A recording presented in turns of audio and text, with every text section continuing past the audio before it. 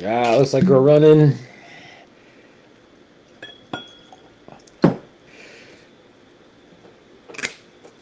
Hey, all you hipsters, flipsters, and finger popping daddies. How you all doing out there?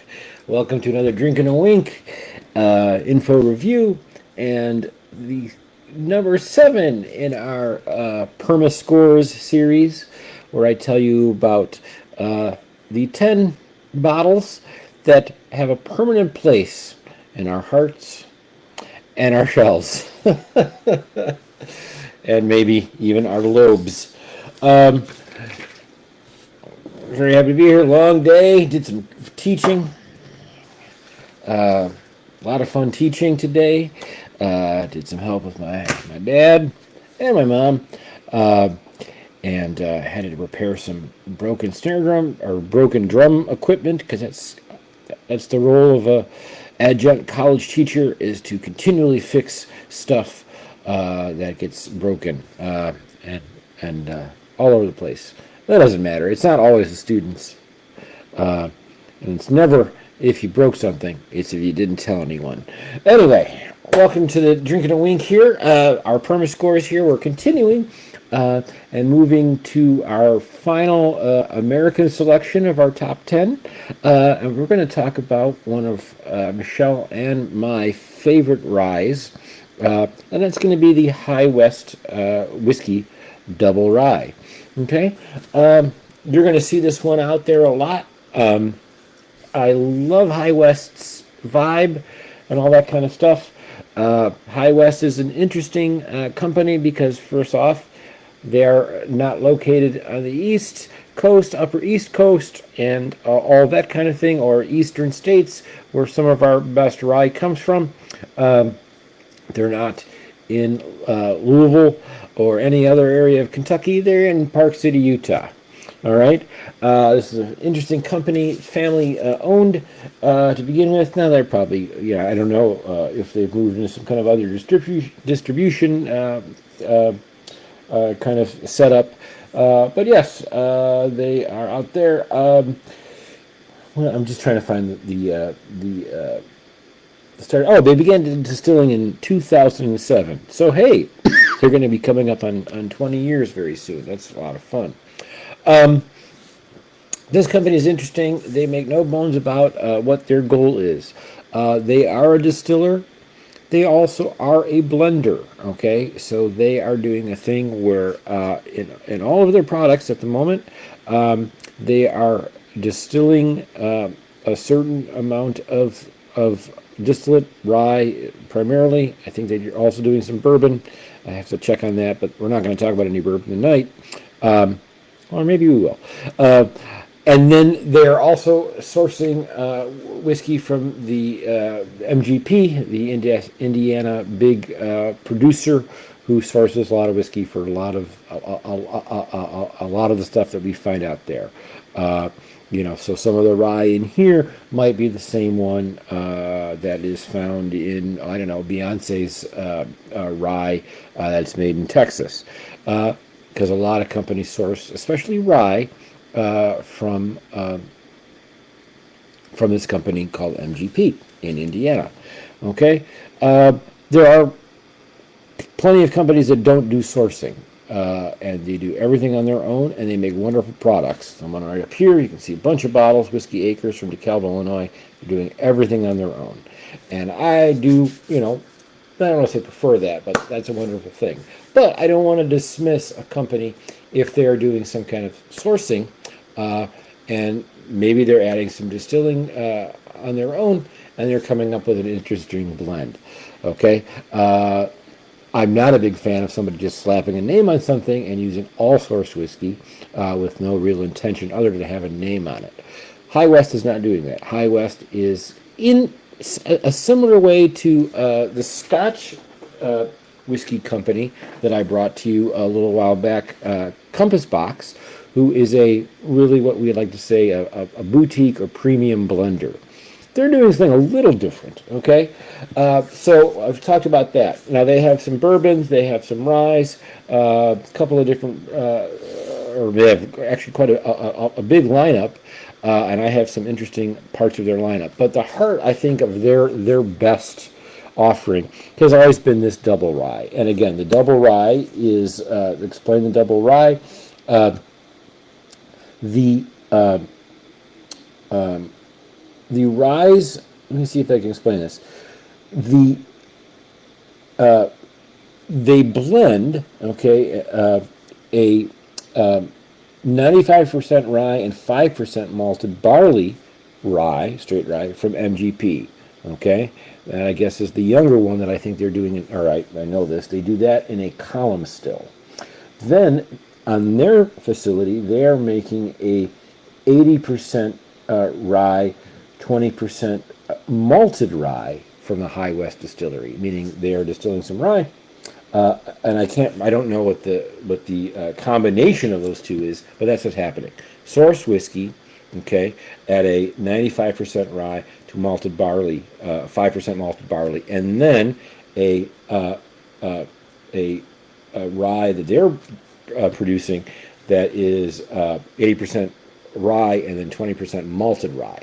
So malted rye is going to be the same thing as when we talk about malting for Scotch whiskey or when they're malted barley. Okay, that system again is, I'm not going to get into the science of it, just get in the process. You have the grain and you wet it and it starts to germinate, okay, starts to sprout essentially. That changes the enzymes and the sugars and gives that a different flavor. You end that by turning up the heat. It could be something as simple as an electric heat, okay, or it could be some kind of smoking, as in when they do that with peat, single malt Scotch whiskey. That's how it all works, okay?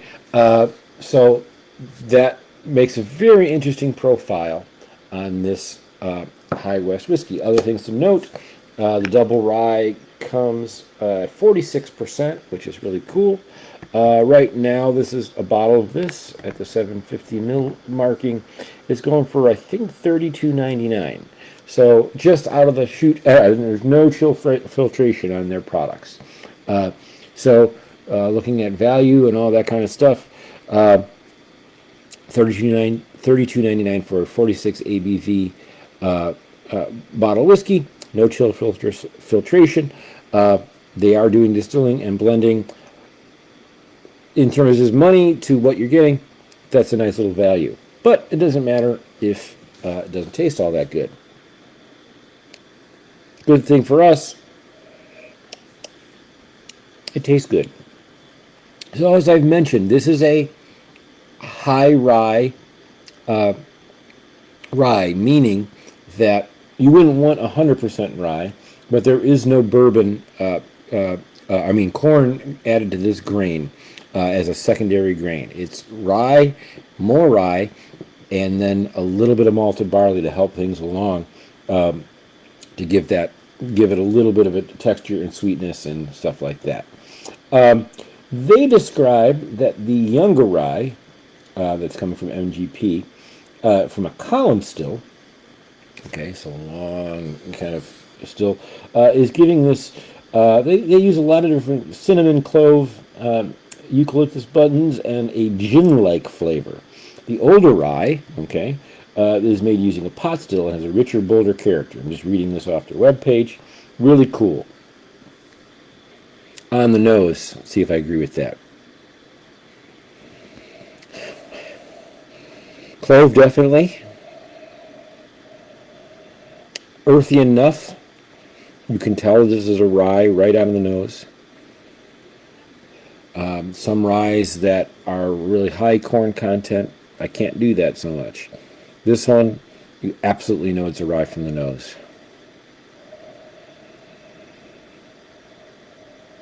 A big, longer sniff gives you a little bit of, I guess I could say the gin-like flavors, but there's a gum. There's a nice little, regular kind of just pink gum, bazooka gum. Just that light little hint of sweetness on the nose. But also, I want to say sweetness, but dryness in the actual, like, temperate kind of sense. It has a nice hint of floral, I would actually say, that they're not bringing up. Really nice nose for a $32 bottle. 33. I'll just say 35 because it sometimes can be a little higher, and in your area it might be higher.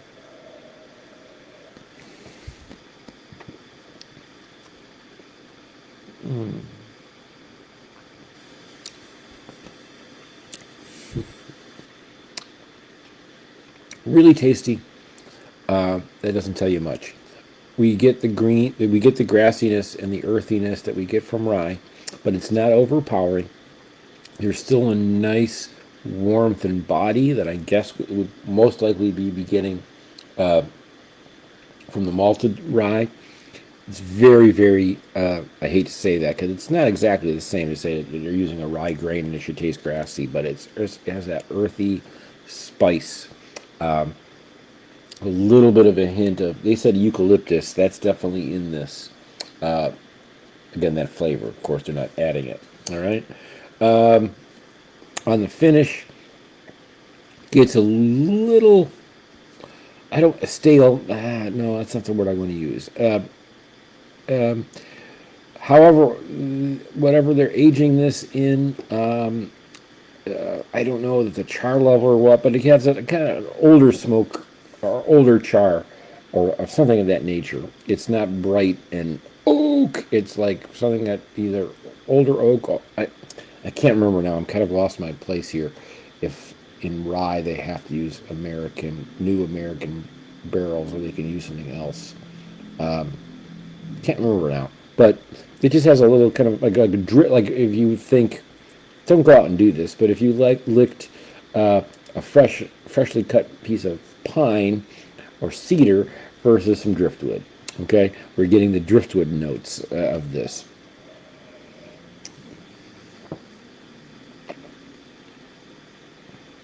This is just an extremely pleasant rye at this price tag. Michelle loves this. We have literally never been without a bottle of this. Love to use it in drinks and cocktails. Can't say enough of it. I'm going to enjoy the rest of this.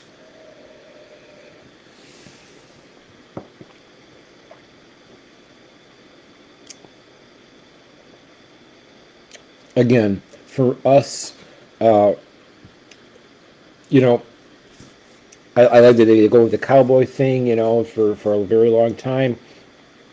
Yeah,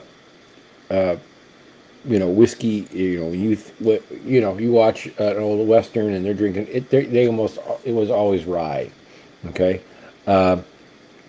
Second thing of note to keep in mind is during Prohibition, the, the whiskey that was coming over here from Canada, you know, illegally, was very high rye content, if not considered rye. Sorry, rye content, if not actual rye. If you like the taste of rye, this is going to be one that you like a lot. Okay, Michelle and I, our favorite ryes, for the most part, for drinking like neat or with cube, or very light cocktails where we want, not light cocktails, but the cocktails where you want the rye. We love a high rye.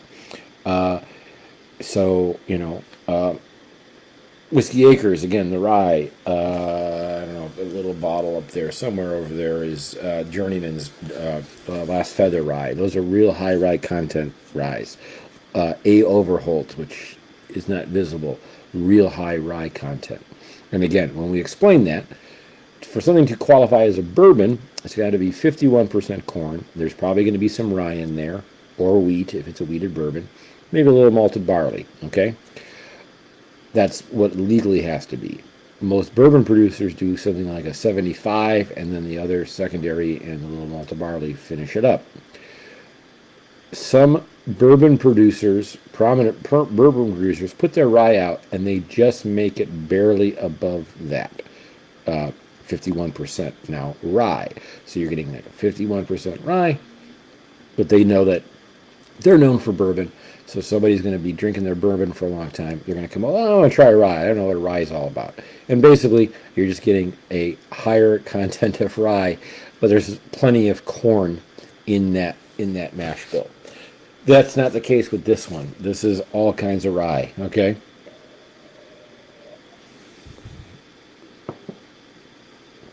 Nary a kernel of corn in sight.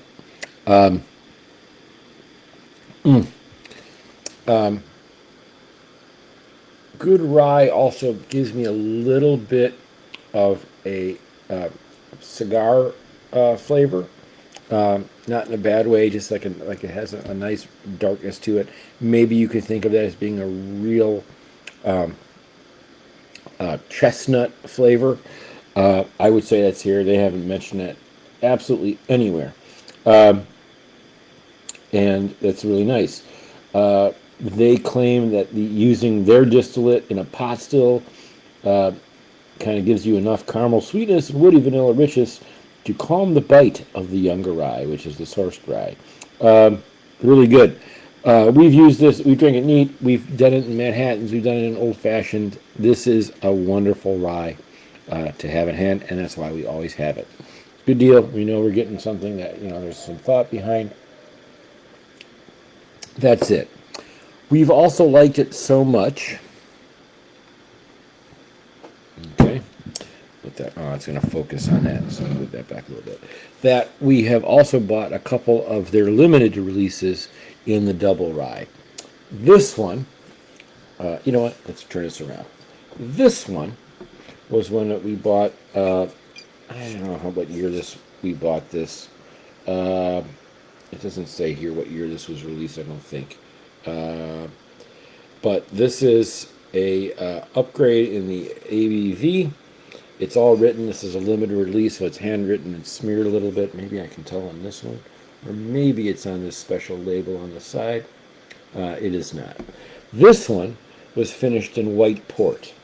Okay. The other thing that's cool when these limited releases, there's a little bit of like a little bling. Can you see that in there? That's not that light in the background. There's a little bit of like almost sparkles in the bottle. They have it in the glass. This double rye was finished in white port. Pretty successful. And if you could find this one, I would say it's a wonderful experiment. So it's aged for the amount of time the double rye is aged, 2-3 years, maybe a little more now. And then they finished this in a year and 1 month in white port, so 13 months. It's not bad luck. This one is very, very tasty. Like this one a whole lot. But the killer, and this is a perma shelf only because we only drink a little bit of it at a time, and I'm gonna get just a touch of it. We kind of savor this one because this one is really, I think, probably long gone. You might find it in an independent shop somewhere, but for all intents and purposes, you're not going to see this one again. This is the same kind of thing.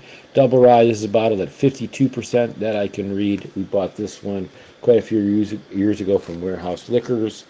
Actually, did we buy both these? Both of these were from Warehouse Liquors. So I got to tag them in. They always get these wonderful limited releases. This one, this one was the Syrah finish. Okay, Syrah. I don't even really know what Syrah is. All I know is this is one of the best finished ryes I've ever had. One of the best finished whiskeys I've ever had.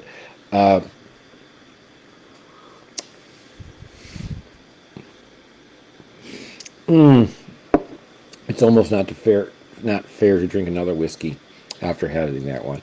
This Syrah finish one is absolutely one of my favorite whiskeys I've ever had. Okay, just whiskeys, full stop. That is the Syrah finish double rye. The Syrah adds this, all the earthiness and the rye vibes are there, but there's this little hint from the Syrah of some dark orchard fruits, grilled fruits, that puts this one over the top. I'm not going to drink the white port today because I want to finish my evening after I leave you with another High West product.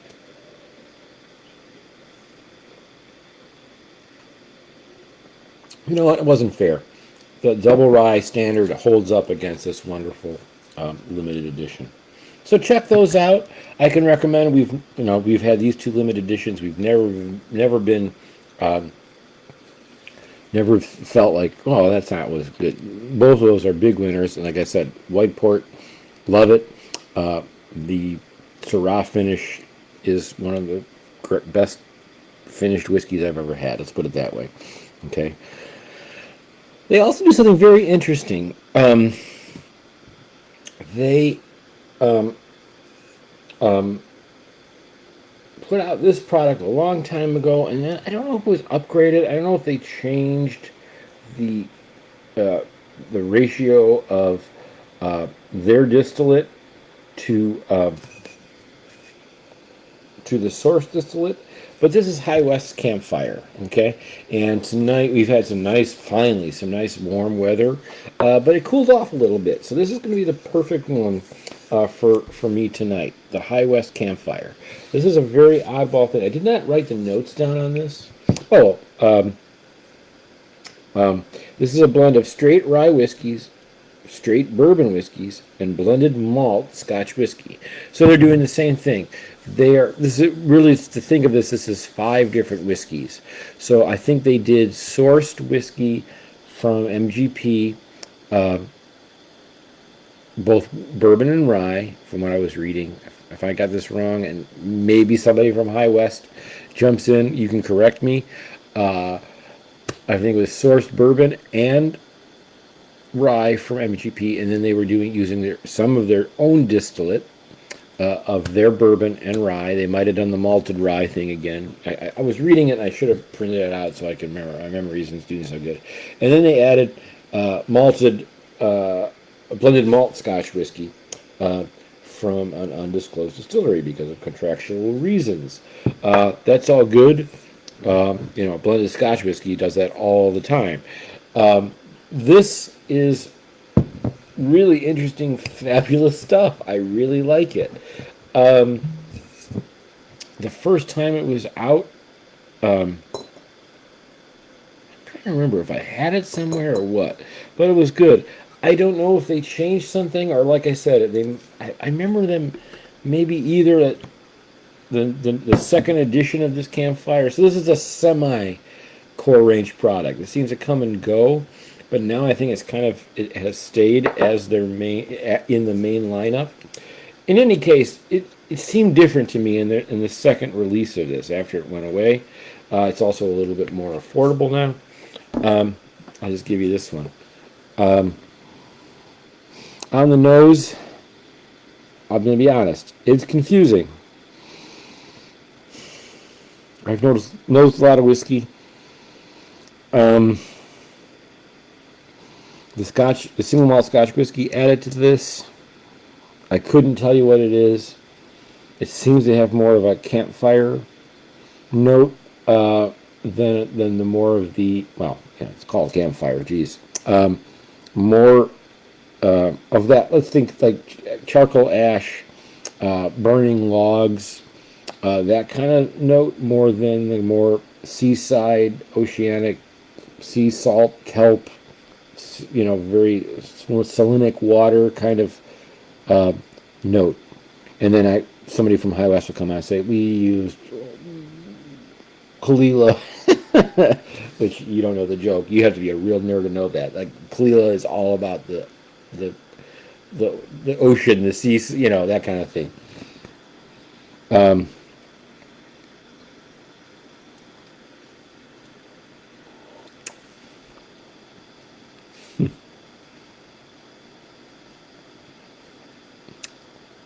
This just, again, cowboys don't know Shinola about Scotch whiskey. But if I was going out in a campfire right now, this is perfect. This is absolutely great. I'm going to pour myself a little more and finish the night with this. I don't know that campfire will be your permashelf, but that's a really nice little interesting experiment that, again, just it ticks the boxes.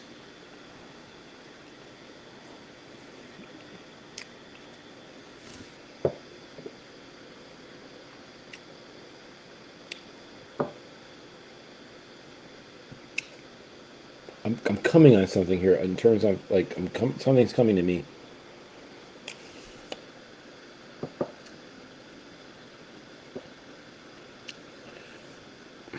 yeah, I'm getting this the peated Scotch quotient in here a little more.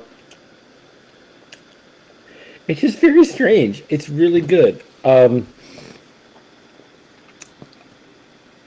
This has changed because I enjoy peated whiskey so much, but I think within that my taste profile or my the taste that I enjoy and are receptive to are are just they've changed, and that's why I like this. I can get a little bit of here. This is a good one. Think of this as I don't know if you ever had just like the little like the dried like what is it seaweed sheets, it's little those little seaweed crisps. There's a little bit of that. If you can imagine a really tasty, not very sweet, but rye like this, and then you added a little bit of that flavor. Especially the ones that have like sesame seeds and that one on them. I never even thought I would ever eat those until Michelle, and we all know Michelle eats much better than I do. All right, if I would just follow her diet, I would be lighter, happier. But I grew up in Norwich, and I wear a hat like this. I'm going to eat bad once in a while. Anyway, I should maybe make that once in a while, not like every other day. Anyway, where was I? That kind of flavor. You can buy those little, those little seaweed fried, little sheets, the dried ones.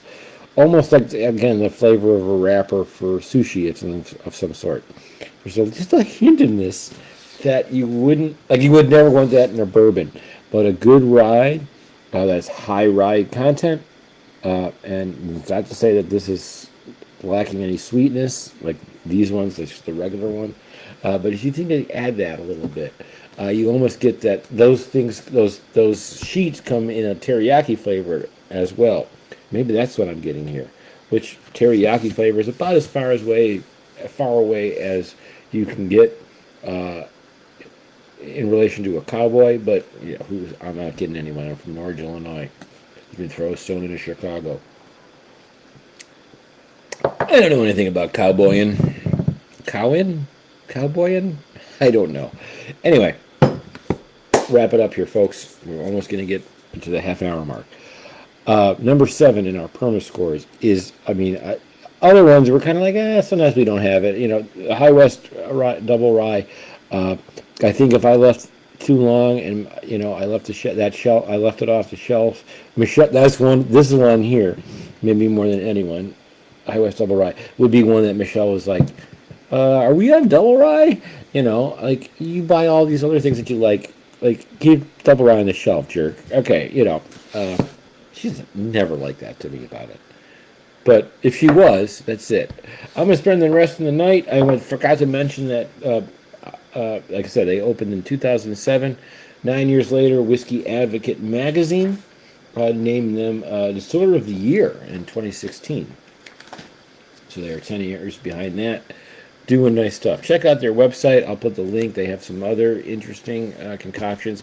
We've had their bourbon. I think we bought a half bottle or a 350 of their bourbon. It was tasty. Not their rye kind of. That's their focus, and you can tell. And the bourbon was okay. This is great. I'm going to get a little food. I think Michelle actually made something here earlier, and she's already eaten. That will go with this really well. I have a little more of this campfire left. And the aforementioned Whiskey Advocate of the Year. I guess got my new edition. Whiskey Advocate Whiskey of the Year 2016. High West. Or no, the Distiller of the Year in 2016. Anyway, my new issue came today. That's really good. This will be fun to have a little food. Read my magazine, relax, and get back at it tomorrow, right? All right? Wonderful. I'm just looking at the editor's choices here. Yeah. Cool. Grab yourself a High West Double Rye. If you see the limited editions and you're interested in checking them out, I highly, Recommend all of them. If you see the Syrah finish one, maybe let me know. Yeah, I don't know. I always have this like little caveat. If you see the High West Double Rye limited release with in the Syrah finish, buy it. Have a drink. If you don't like it, have like a dram, like one drink, not more. If you don't like it, I will buy it for the price that you paid for it. So you could almost essentially sample it for free if you can find it. Okay. All right, folks. Cough a little bit. Fun. All righty. I just don't understand. We try to give. Yeah. Just if you're if you play a musical instrument, just kind of let's have a little bit of a, I think like some consolation or just some like why do people like treat them poorly? Figure out how to not treat them poorly. It's really ugh. Broken snare heads. Why? Why? You don't yell. Some like BB King. You don't yell at everyone. Yeah, you don't have to hit the, like you're in a practice room. You don't have to kill the snare drum. All right, we're not in Allstate Arena. Okay, I'm gonna rant some more. I already bugged Peter Hussey. If you made it to the end of this video about this, I was like ranting. I'm like literally driving home, just like leaving an audio message. Drum stuff ticking me off. Anyway, we'll see you. We have 3 more. We're going to be going back over to the Scotland and Ireland area, and I won't give it away, but we got a couple more single malt Scotch whiskeys to talk about my absolute all-time favorites. Permascorz. One is a Campbelltown, and one is a far north Isla, and we're going to talk about an Irish whiskey. And I was only going to pick one Irish whiskey, and that was very, very difficult because this is not necessarily my favorite, but we've had it on the shelf all the time because it's kind of the ubiquitous pot still Irish whiskey. So we'll check it out. It has something to do with a bird, and it's kind of this color. You can figure it out.